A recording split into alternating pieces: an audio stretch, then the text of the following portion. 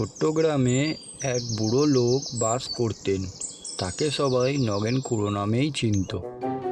নগেন খুড়োর 3টে ছেলে ছিল, কিন্তু তারা সবসময় নিজেদের মধ্যেই খুব ঝগড়া ঝামেলা করত।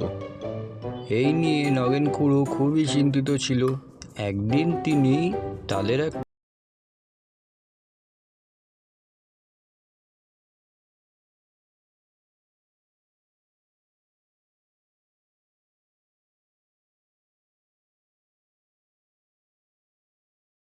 নগেন খুড়োর কথা মতোই নগেন খুড়োর 3 ছেলে তার সামনে এসে দাঁড়ালো।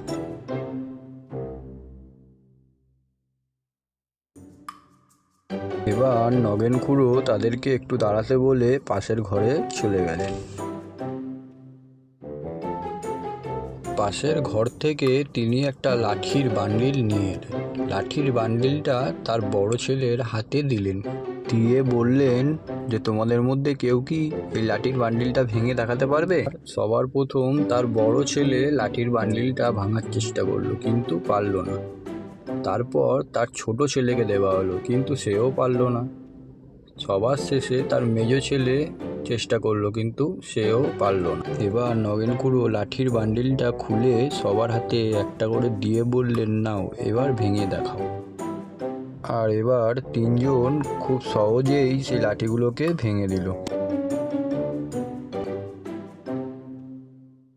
এবার নগেন খুড়ো তার ছেলেদেরকে বলল, দেখো তোমরা যদি সবসময় একসাথে থাকো কেউ কোনোদিনও তোমাদেরকে ভাঙতে পারবে না, কিন্তু যদি ঝগড়া করো এবং একে অপরের থেকে আলাদা হয়ে যাও তাহলে তোমরা দুর্বল হয়ে পড়বে। তাই তোমরা সবসময় একসাথে থেকো। তাহলে আমার ছোট্ট বন্ধুরা, গল্পটা থেকে তোমরা কি শিখলে সেটা আমাকে কমেন্ট করে জানিও। আর আমার ছোট্ট বন্ধুরা, কার্টুনটা যদি তোমাদের ভালো লেগে থাকে তাহলে একটা লাইক করে দিও, আর চ্যানেলটা সাবস্ক্রাইব করে রেখো, আর বেল আইকনটা অল করে দিও, যাতে পরে কার্টুন ভিডিও আপলোড করলে সবার আগে তোমাদের কাছে পৌঁছায়।